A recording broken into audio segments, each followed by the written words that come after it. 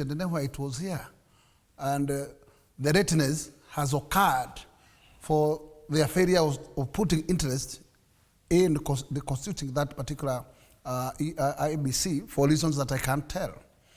And ideally, let's agree the parliament is not above the law. In this particular regime, remember, there was a court order to stop PSs from being vetted. And that order stood. And the process stopped until when the okay was given. Mm-hmm. Remember, CSs, no, not CSs, what do you call them? CAS. There was a court order.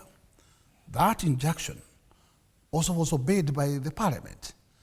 And it stood until when the last refusal was made by the court of law. And in this particular case, it is not exceptional. The parliament should obey the instructions of the court. Otherwise, the only respect that we can be able to get a moving forward nation is by respect of these organs. If the executive cannot respect the directions of National Assembly or Parliament, and vis-a-vis that the National Assembly cannot respect the decision made by judiciary, it means we're in competition, and we cannot allow that to move as a country, because at the tail end, then we will be having a banana republic, and this is why we are saying we must put Kenya on its constitutional path.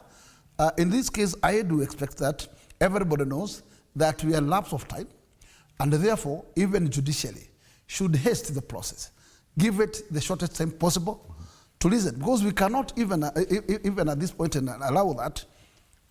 The panel has made a decision. They have just lined up a list, and out of nowhere, then another list of 6 names appears.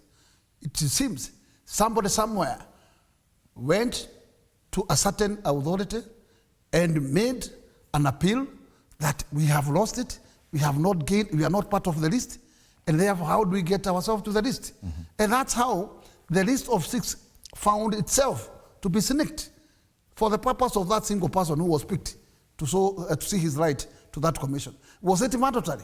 Does that mean that that panel, those who are nominated there before, were not comfortable to represent Kenya?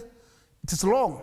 And the only place and point we are saying there is what we call a red flag is, why do you sneak another list out of a particular first list that was already agreed by the panel?